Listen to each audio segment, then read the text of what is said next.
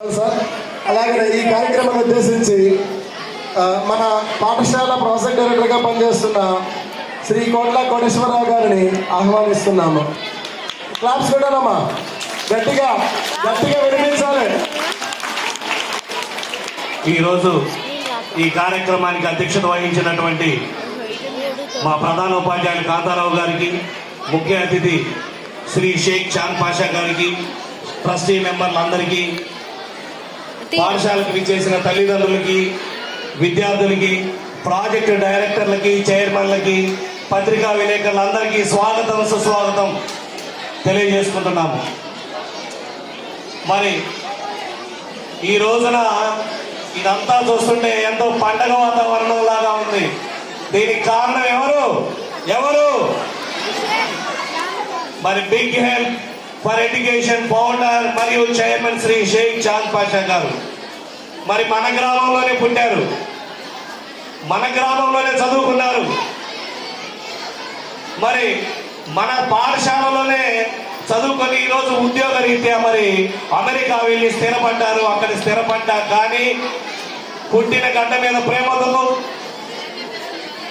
మాతృభూమికి తన వంతు సాయం చేయాలనే ఉద్దేశంతో మరి ఇక్కడ 2002వ సంవత్సరంలో బిగ్ హెల్ప్ అనే స్వచ్ఛంద సంస్థను స్థాపించడం జరిగింది. ఈ సంస్థ ద్వారా ఏ ఒక్క పేద విద్యార్థి కూడా చదువు మధ్యలో ఆపకూడదనే ఉద్దేశంతో మరి ఈ యొక్క సంస్థను స్థాపించడం జరిగింది.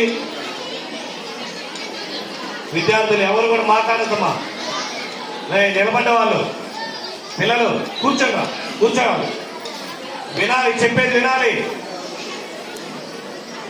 మరి అటువంటి మంచి లక్ష్యంతో ఏ పేద విద్యార్థి కూడా చదువు మధ్యలో ఆపకూడదు అనే ఉద్దేశంతో చిన్నప్పుడు ఒకసారి సార్ చెప్తూ ఉంటే విన్నాను.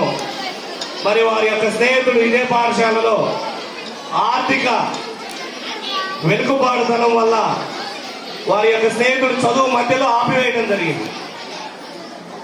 అప్పుడు మరి అలాంటి ఆలోచనతో రావడంతో మరి 2002వ సంవత్సరంలో అలాంటి వారు ఎవరు కూడా ఆర్థికంగా వెనకబడి ప్రతిభ గల విద్యార్థులు ఎవరు కూడా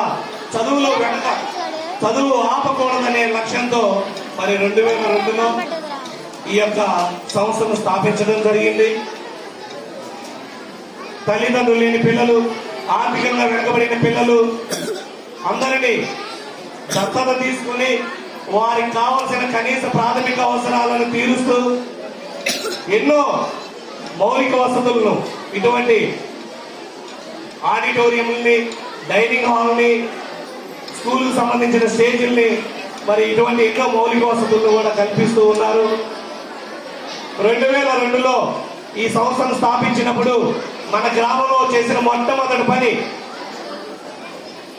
అదేంటంటే, మనకి క్యాంప్ 2 స్కూల్ ఉంది.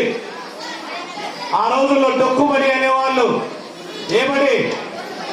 డొక్కుబడి అనేవాళ్ళు, రేకులు ఉండేవి కావు, కాంపౌండ్ వాళ్ళు ఉండేది కాదు, ఒకే ఒక టీచర్ ఉండేవాళ్ళు, 5గురు పిల్లలు ఉండేవాళ్ళు. ఆ స్కూల్లో ఒకే ఒక్క సార్ ఉండేవారు, 5గురు పిల్లలు మాత్రమే ఉండేవారు.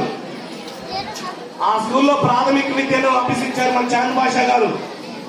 మరి ఆ రోజున ఏంటి ఈ స్కూల్ పరిస్థితి, నేను చదువుకున్న స్కూల్ పరిస్థితి ఇలా ఉంది అనే ఉద్దేశంతో మరి ఆ రోజున చలించిపోయి మరి ఆ పాఠశాలను సుందరంగా రేకులు వేసి, కాంపౌండ్ వాల్ కట్టించి, మంచి గార్డెన్ తయారు చేసి, ఒక స్టేజ్ నిర్మించి 4 విద్యార్థులున్న ఆ పాఠశాల 350 విద్యార్థులున్న పాఠశాల, ఆదర్శవంతమైన పాఠశాలగా తీర్చిదిద్ది మరి రాష్ట్రంలోనే నెంబర్ 1 పాఠశాలగా తీర్చిదిద్ది మరి సేవలు అందించారు శ్రీ షేక్ చాంద్ పాషా గారు. అదేవిధంగా ఇక్కడే కాదు, మన పాఠశాలలో కూడా ఇప్పటికీ దాదాపుగా 500 మంది విద్యార్థులను దత్తతిస్తున్నారు కేవలం మన పాఠశాలలో.